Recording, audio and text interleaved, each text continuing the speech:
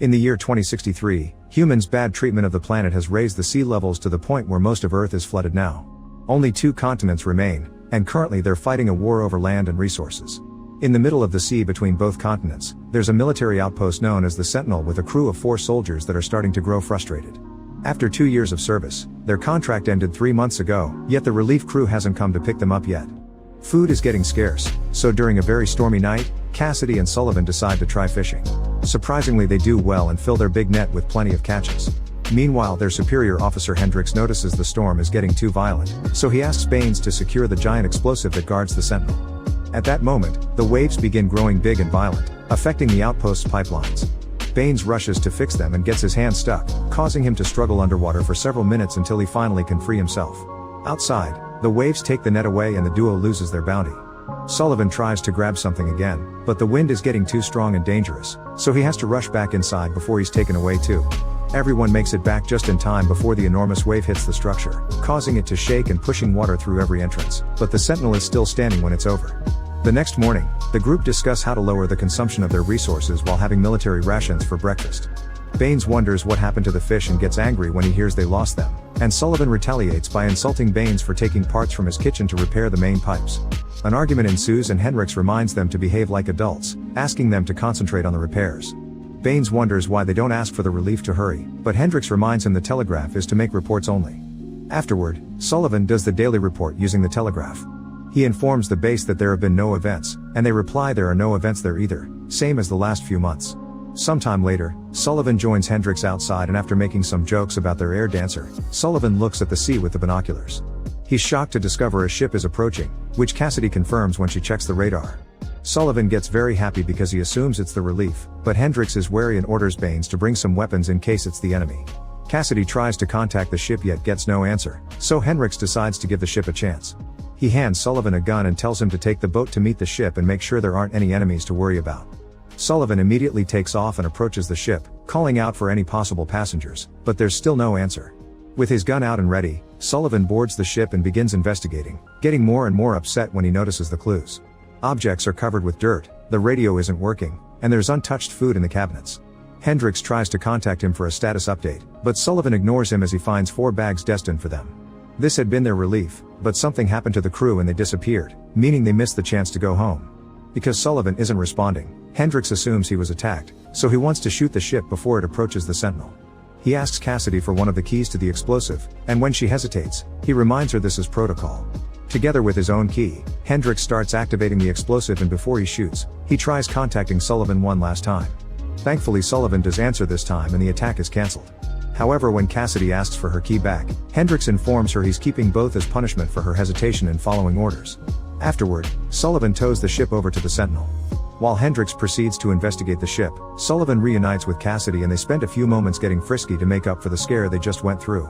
A few hours later, while they have a quick iodine bath, Baines informs the team of all the things he's managed to salvage from the ship. He's also sure this was the relief and that the engine hasn't worked in months. Sullivan wants to send a message to the base but Hendrix forbids it until they get more information, since nothing about this makes sense even if it does count as an event. The crew is starting to get tired and wary of Hendrix's attitude, especially when they notice he has both keys now. After the shower, Hendrix checks the ship's navigation history and writes down all the coordinates, which he takes back to the Sentinel to apply them on a map to follow their trip. Meanwhile, Cassidy and Sullivan talk about what the world must be like out there, since they haven't seen it in 2 years. Sullivan admits he sent a message behind Hendrix's back, so they'll have an answer tomorrow. The next morning, Hendrix finds his 3 soldiers suspiciously waiting next to the telegraph and Baines confesses the truth. Hendrix intends to scold them for it, but at that moment the machine receives an answer. The group gets excited until they read what it says. It's exactly the same message Sullivan sent last night. It's then that they finally realize they lost contact with the base a long time ago, and the computer has just been sending back the no events message Sullivan sends every day. While Hendrix continues to work with the coordinates on the map, Baines begins sneaking into the ship with a plan in mind. One night, Sullivan catches him coming back, but Baines refuses to explain himself. The duo ends up drinking together, and Baines shares some stories about the family that awaits him at home, if home is still around at all. Suddenly, Baines confesses he thinks he can fix the ship. Excited by the hope of escaping, Sullivan rushes to give Cassidy the news and asks her to leave with him to live together in one of the few safe towns that are left on the continent, but Cassidy's hesitant and won't believe what she's hearing. The next day, Sullivan sneaks into the ship with Baines to help him fix the engine and together they manage to finish the job. As soon as they come out, they find Hendrix waiting for them, and he orders them to take down the ship to use its parts to fix the Sentinel. He won't allow them to leave because he claims that staying here is their duty, regardless if their contract has ended. Sullivan refuses to die here like it happened to others in the past, and Baines agrees, but when Cassidy joins them, she doesn't show support for them. Not caring about their arguments, Hendrix sends the team to work on repairs, threatening them with his gun if they don't obey. The guys are furious and afraid Hendrix has been too trigger-happy lately, so Cassidy volunteers to talk to him next.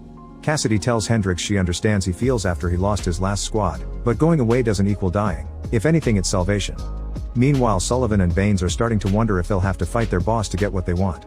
Their conversation is interrupted by Hendrix, who admits Cassidy has presented a good argument. Since they don't have communications, someone should report to the base.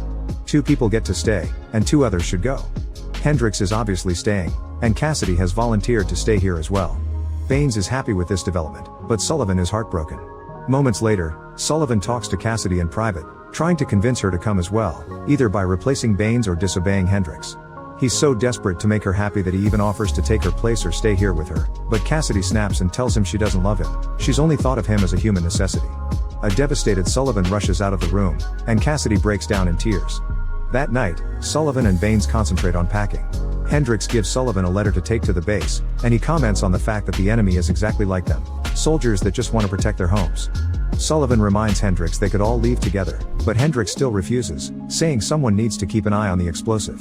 Afterward, Hendrix goes to finish his work on the map and the coordinates, making a shocking discovery. The relief ship has steered away from the Sentinel on purpose, which makes no sense.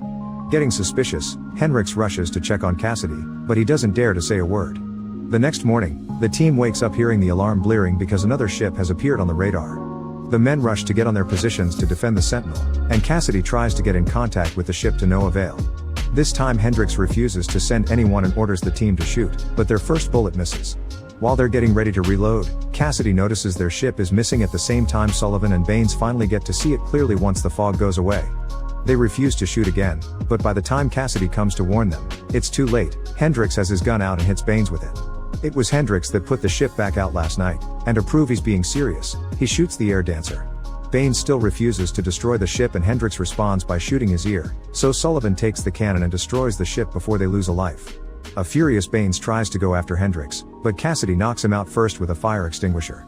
Afterward, Sullivan and Cassidy lock Hendrix up in the pantry and Cassidy takes back both keys.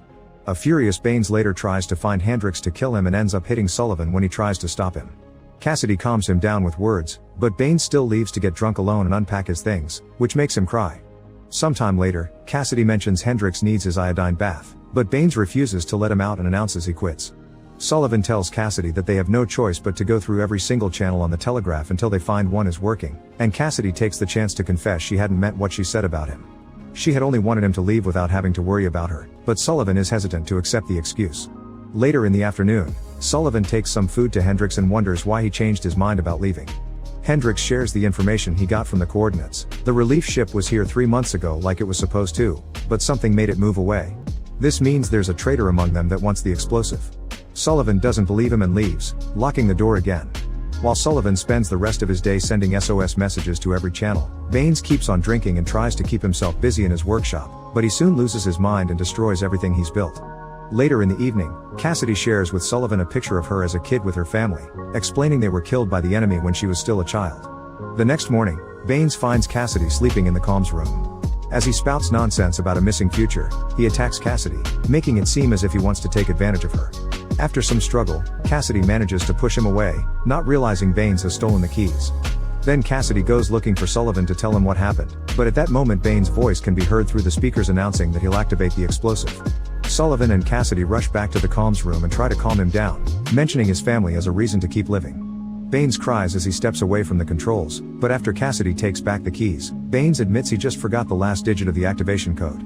Sullivan thinks it's time to let Hendrix out, but Baines has shocking news. He tried to kill him earlier, but when he entered the pantry, Hendrix was gone. An open window indicated he had ended things for himself. When Cassidy and Sullivan check the pantry, they're devastated to see Baines said the truth. Not being able to deal with his grief, Sullivan reads the letter Hendrix had written to the base, and he's shocked to see Hendrix had requested for his command to be extended. Afterward, Cassidy shows the now clean workshop to Sullivan to prove Baines is feeling better and is building again. Baines confesses his wife had been pregnant and he never got to meet the baby, which causes Sullivan to easily forgive him for the drunk outburst. Baines shows his gratitude with a hug before getting on the boat to go back to salvaging stuff from the sea. Cassidy is going with him, so Sullivan gives her a gun just in case, and Cassidy thanks him with a kiss. Moments later, Sullivan decides to try fishing again, and when he pulls up the net he discovers Hendrik's body with a wound on his head, meaning someone killed him and there truly is a traitor with them. While Sullivan runs to check on his friends' profiles for clues, Cassidy stares at Baines in the boat, putting together a plan. Next, Sullivan checks on Hendrik's map, coming up with a theory. As a storm begins brewing, Sullivan checks the beacon outside and confirms it can be taken off and moved around. This means someone took the beacon away in the boat and made the ship follow them instead of going to the Sentinel, explaining the coordinates. Then that someone killed the relief team and let the ship float away. A few hours later, only Cassidy comes back from the little trip saying that Baines accidentally fell and died while trying to grab some plastic. Sullivan immediately guesses she killed him and she was the traitor all along, however he's too scared to say anything yet. The next morning, Cassidy wakes up alone in bed. Sullivan talks to her only through the walkie-talkie, explaining he knows she killed everyone and that she's spying for the enemy, but he won't let her have the explosive. Cassidy then realizes she's missing the keys and runs to the comms room, where she finds Sullivan in the middle of activating the explosive. Since they have no future, he doesn't mind blowing the Sentinel up with them still inside. With Sullivan holding her at gunpoint, Cassidy tries to explain people in her homeland are suffering and she hated lying to him, but Sullivan doesn't believe her and activates the explosive. However, instead of exploding, the machine displays a funny little phrase that Baines liked to repeat, which makes them realize Baines reprogrammed the explosive so nobody can use it for destruction. In the end, Sullivan and Cassidy have a little talk.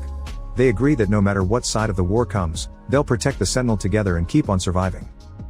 Make sure to subscribe and turn on notifications so you can watch more videos like this.